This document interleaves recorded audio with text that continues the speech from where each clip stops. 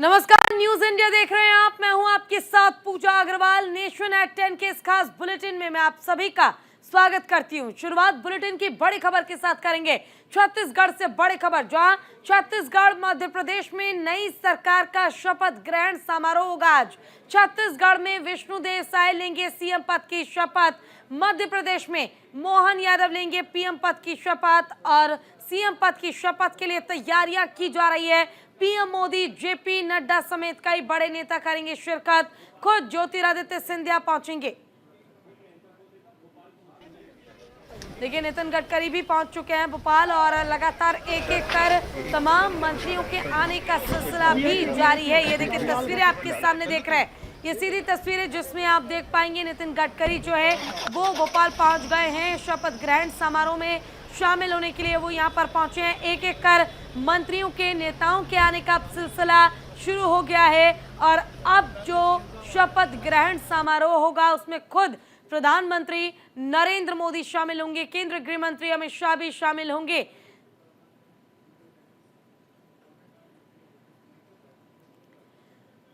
तो योगी आदित्यनाथ भी इसमें शामिल होने के लिए पहुंचेंगे। पहले मध्य प्रदेश में शपथ ग्रहण समारोह होगा। मध्य प्रदेश में सुबह करीब 11:30 बजे, यानी कि अब से कुछ ही देर में शपथ ग्रहण समारोह शुरू हो जाएगा। छत्तीसगढ़ में करीब 4 बजे शपथ ग्रहण समारोह होगा, यानी छत्तीसगढ़ में दोपहर 4 बजे के करीब शपथ ग्रहण समारोह होगा। लेकिन मध्य प्रदेश की अगर हम बात करें, जहां मोहन यादव बनाए गए हैं सीएम, वहां कुछ ही देर में 11:30 बजे का वो समय है जो निर्धारित किया गया है शपथ ग्रहण के लिए।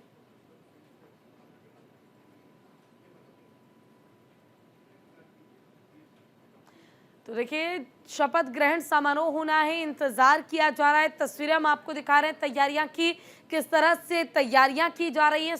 सुरक्षा के पुख्ता इंतजाम किए गए हैं, वहां पर तमाम व्यवस्थाएं कर ली गई हैं। और आज मध्य प्रदेश की अगर हम बात करें तो एक सीएम, 2 डिप्टी सीएम और एक स्पीकर, ये तो शपथ लेंगे ही। साथ ही अब देखना ये होगा कि आखिर मंत्री पद पर किन्हें जगह दी जाती है।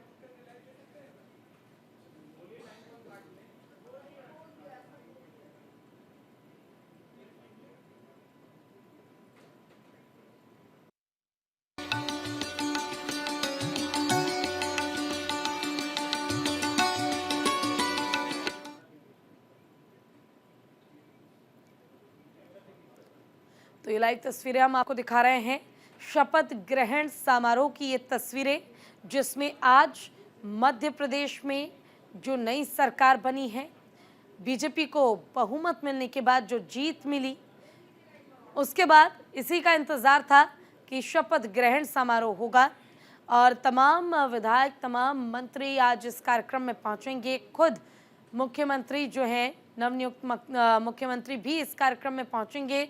11:30 बजे का समय बताया जा रहा है जब ये कार्यक्रम शुरू किया जाएगा। लेकिन फिलहाल उससे पहले जो तैयारियां की गई हैं, प्रधानमंत्री नरेंद्र मोदी खुद इस कार्यक्रम में शामिल होने के लिए पहुंचेंगे। केंद्रीय गृह मंत्री अमित शाह आ रहे हैं, बीजेपी के राष्ट्रीय अध्यक्ष जेपी नड्डा आ रहे हैं। और वो तस्वीरें देखिए जो होर्डिंग्स पर लगाई गई हैं। पहली तस्वीर पीएम मोदी की, जिनके चेहरे पर चुनाव लड़ा गया।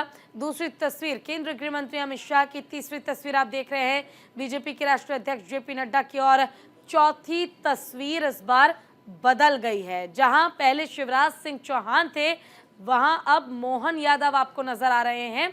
मोहन यादव, ये वो चेहरा, वो नाम जो चुना गया बीजेपी की तरफ से नए मुख्यमंत्री के तौर पर, और मुख्यमंत्री की कमान भी उन्हें सौंप दी गई।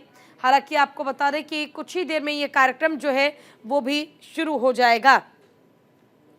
मध्य प्रदेश की अगर हम बात करें तो यहाँ पर 11:30 बजे का समय जो है वो निर्धारित किया गया है शपथ ग्रहण के लिए, जब मध्य प्रदेश में शिवराज के बाद अब मोहन राज देखने को मिलेगा।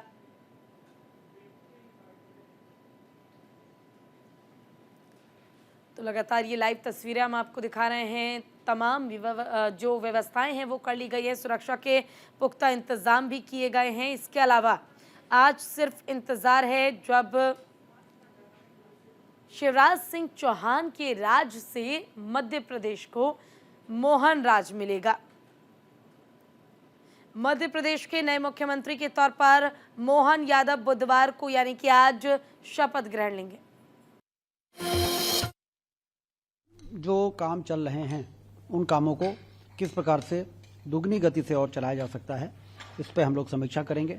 माननीय मुख्यमंत्री जी के साथ बैठेंगे, सारी स्थितियों का आकलन करेंगे और रोड मैप तैयार करेंगे, लक्ष्य तय करेंगे और लक्ष्य के प्राप्त करने के लिए रोड मैप जो बनेगा उस पर हम लोग दौड़ने का काम करेंगे। बिल्कुल, हमने ये सोचा था कि हमारे पापा को बहुत अच्छी पोस्ट मिलेगी और पोस्ट मिलने जा रही है तो जाहिर सी बात है हमें बहुत वो हमारे पापा बताएंगे। अब ज्यादातर उनका आई थिंक फोकस एजुकेशन में रहेगा और हेल्थ तो अभी उन्होंने किया ही है और अब एजुकेशन में जितना मुझको मालूम है उसमें वो फोकस करेंगे। देखिए, मोहन यादव की बेटी को भी आपने सुना, जिन्होंने खुशी जाहिर की, जिनके चेहरे पर एक ललक है, मुस्कान है, इस बात की खुशी है कि उनके पिता को अब एक नया ओहदा मिल गया है, एक बड़ी जिम्मेदारी मिल गई है, मुख्यमंत्री बना दिए गए हैं प्रदेश के। तो उन्होंने साफ कहा कि एजुकेशन पर अब पूरा फोकस रहेगा और कोशिश की जाएगी कि जो एजुकेशन सिस्टम है उसे और बेहतर किया जाए। देखिए, शपथ से पहले जो तैयारियां हैं वो तो लगातार हम आपको दिखा ही रहे हैं सुबह से, लेकिन इसके अलावा शपथ से पहले मोहन यादव ने भगवान का आशीर्वाद भी ले लिया है। ग्वालियर चंबल अंचल से पहले विधानसभा अध्यक्ष होंगे नरेंद्र सिंह तोमर। बीजेपी ने जातीय और क्षेत्रीय समीकरण को इस बार साधा। तमाम समीकरणों के चलते मुख्यमंत्री, विधानसभा अध्यक्ष और उप मुख्यमंत्री के नाम तय किए गए। इस बार खास क्या है, देखिए 1+2 की तो राजनीति की ही गई बीजेपी की तरफ से, लेकिन इस बार अध्यक्ष के नाम का भी ऐलान किया गया। देखिए, ज्योतिरादित्य सिंधिया भी पहुंच गए हैं, उनका स्वागत किया जा रहा है फूल माला पहनाकर। ये भी वो नाम है जो लगातार सीएम रेस में आगे चल रहा था, लेकिन किन्हीं कारणों से मोहन यादव का नाम ऐलान किया गया और अब यहां पर शपथ ग्रहण समारोह में शामिल होने के लिए खुद ज्योतिरादित्य सिंधिया पहुंच गए हैं।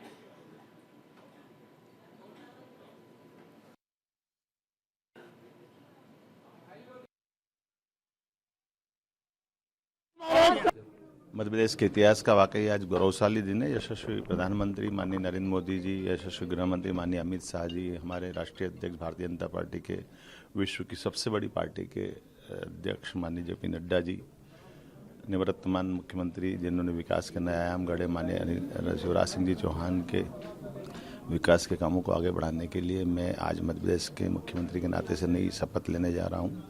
मैं यशस्वी प्रधानमंत्री को आश्वस्त करूंगा कि निश्चित रूप से उनके नेतृत्व में जिस ढंग से देश उन्नति कर रहा है, मध्य प्रदेश भी कदम से कदम मिला के चलेगा। मैं अपनी करोड़ों करोड़ों जनता की, मध्य प्रदेश की आशाओं अपेक्षाओं के आधार पर सभी लोगों को साथ लेकर के बगैर राग द्वेष के सुशासन के लिए कटिबद्ध मैं विक्रमादित्य की नगरी से आता हूँ और विक्रमादित्य के उस सुशासन के काल को, माननीय विक्रमादित्य के शासनकाल में हम एक बार फिर नीचे यथार्थ पे उतरते देखेंगे। मेरी अपनी ओर से आप सबके प्रति आभार। ये सौभाग्य की बात है हम सबके लिए। यशस्वी मुख्यमंत्री माननीय आदित्यनाथ योगी जी आ रहे हैं, हमारे गुजरात के यशस्वी मुख्यमंत्री पटेल साहब आ रहे हैं, 11 राज्यों के अलग अलग मुख्यमंत्री आ रहा है। ये इस घड़ी का एक वाकई ये बहुत अलग क्षण होगा। मैं उस इंद्र की सभा में तो हम सब कभी कल्पना ही करते हैं, लेकिन ये लघु इंद्र की सभा की तरह आज ये शपथ समारोह रहेगा। तो देखिए, आपने सुना खुद मोहन यादव जो कि सीएम बनाए गए हैं, जिन्होंने साफ तौर पर कहा कि मेरी पूरी कोशिश रहेगी कि जो मोदी की गारंटी है उसे मैं पूरा कर सकूं। ये सीधी तस्वीरें हम आपको दिखा रहे हैं, जिसमें आप देख पाएंगे किस तरह से तैयारियां की गई हैं, व्यवस्थाएं कर ली गई हैं ताकि किसी तरह की कोई दिक्कत ना हो। और साथ ही लाल परेड मैदान में ही 3 हेलीपैड बनाए गए हैं, वीवीआईपी वाहन भी तैयार किए गए हैं। निगम कर्मियों ने 24 घंटे मेहनत कर स्टेडियम को सजाकर तैयार कर दिया है। उसकी भव्य तैयारियां आप टीवी स्क्रीन पर देख पा रहे हैं। सेंट्रल वर्ष की पुताई, सड़कों का डामीकरण तक किया गया है। मोहन यादव की शपथ के लिए 16 संतों को भी निमंत्रण दिया गया है। मुख्यमंत्री शपथ ग्रहण के लिए मोतीलाल नेहरू स्टेडियम पूरी तरह से सजकर तैयार है। एमपी में अभी तक 18 अध्यक्ष हुए, इनमें अधिकतर लगातार प्रयासरत रहे।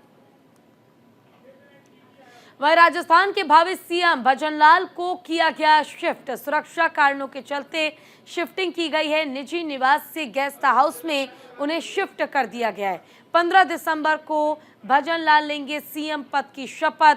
दिया कुमारी भी लेंगी डिप्टी सीएम पद की शपथ। दूसरे डिप्टी सीएम प्रेमचंद बैरवा भी लेंगे शपथ। ये सीधी तस्वीर हम आपको दिखा रहे हैं। इन तस्वीरों में आप देख पाएंगे, देखिए किस तरह से वहां पर लोगों के बीच उत्साह है। भजनलाल शर्मा, ये वो नाम जो अब इतिहास में दर्ज होगा। ये वो नाम है जिसे बीजेपी ने चुन लिया है। ये वो नाम है जो अब राजस्थान में जब सीएम कुर्सी की चर्चा होगी, नामों की चर्चा होगी, तो एक नाम उसमें भजनलाल शर्मा भी जुड़ जाएगा।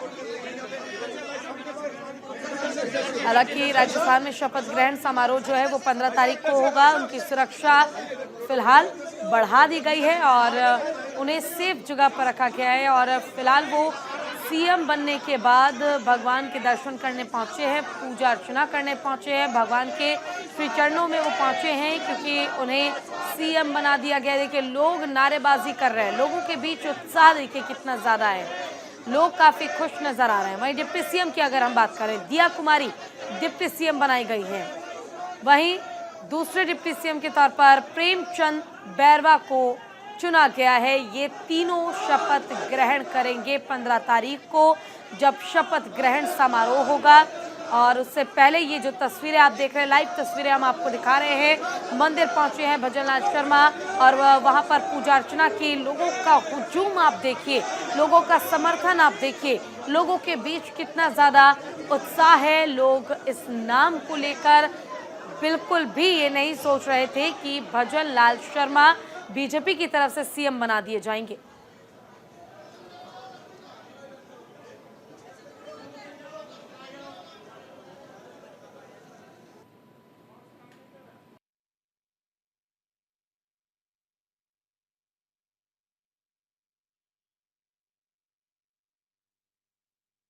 केंद्रीय प्रदेश नेतृत्व को धन्यवाद देना चाहता हूं कि मेरे जैसे छोटे से एक संगठन के कार्यकर्ता को जो सम्मान दिया है, इसके लिए मैं उन सभी को और राजस्थान के जो मेरे सभी कार्यकर्ता हैं, लाखों कार्यकर्ता हैं, उन सबको मैं नमन करता हूं, अभिनंदन करता हूं कि मेरे जैसे एक सामान्य कार्यकर्ता को ये सेवा का मौका दिया है।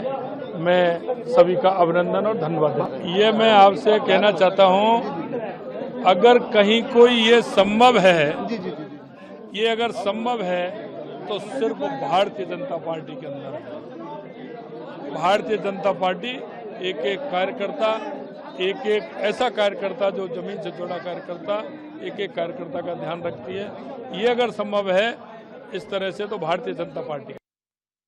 बिल्कुल, जिस तरह से महिलाओं के लिए मोदी जी हमेशा चिंता भी करते हैं और महिलाओं को केंद्र में रखते हुए, केंद्र बिंदु बनाते हुए सारी योजनाएं भी बनाई गई हैं। और आज मुझ पर विश्वास जताया है तो मैं माननीय प्रधानमंत्री जी का, हमारे माननीय राष्ट्रीय अध्यक्ष जी का, हमारे माननीय गृह मंत्री जी का, हमारे माननीय रक्षा मंत्री जी का, हमारे प्रदेश अध्यक्ष जी का, हमारे सभी प्रभारी जो राजस्थान में थे उनका धन्यवाद देना चाहती हूँ। सभी का आभार व्यक्त करती हूँ कि मुझे ये जिम्मेदारी आपने सौंपी, मुझे इस लायक समझा और मुझे ये जिम्मेदारियां, मैं ग्रेटफुल हूँ, बहुत खुश हूँ और बहुत धन्यवाद देती हूँ कि मुझे ये जिम्मेदारी सौंपी और एक साथ मिलकर हम लोग काम करेंगे। और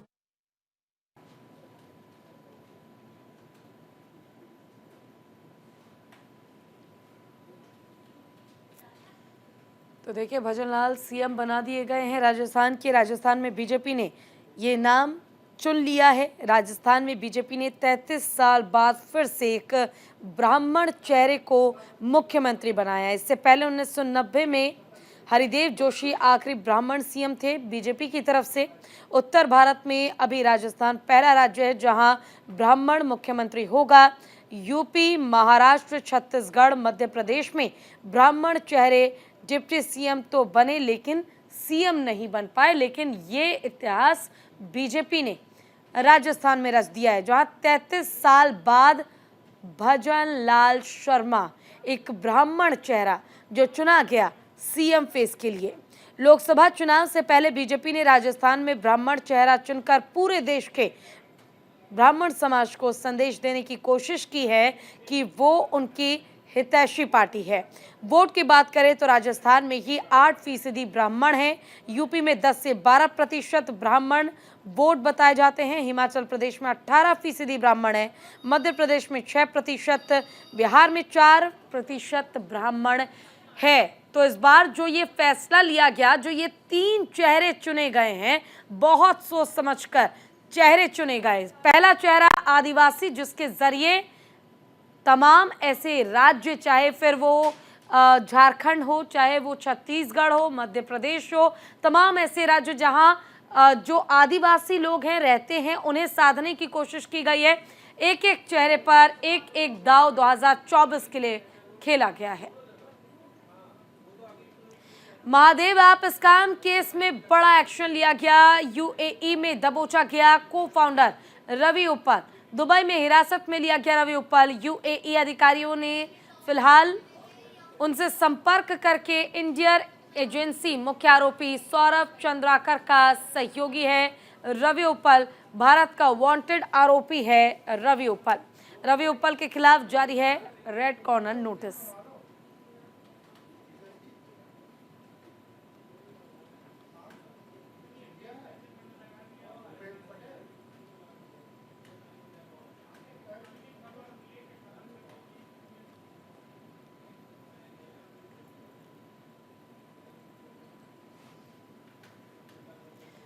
महादेव ऐप स्कैम केस में बड़ा एक्शन लिया गया। यूएई के अधिकारियों से बातचीत कर रवि उप्पल को गिरफ्तार कर लिया गया है और पुलिस का हाथ इसे बड़ी सफलता के तौर पर देखा जा रहा है।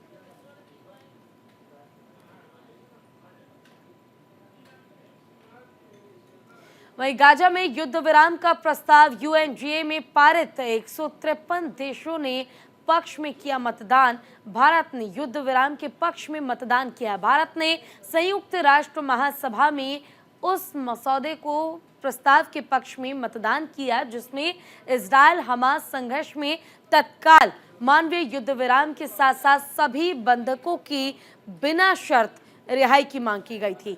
1993 सदस्यीय संयुक्त राष्ट्र महासभा ने मंगलवार को एक आपातकालीन विशेष सत्र में मिस्र द्वारा पेश किए गए मसौदा प्रस्ताव को अडॉप्ट किया है। यूएन के 153 सदस्य देशों ने प्रस्ताव के पक्ष में मतदान किया, वहीं 23 देशों ने वोटिंग में हिस्सा नहीं लिया और 10 देशों ने प्रस्ताव के विपक्ष में वोट किया है।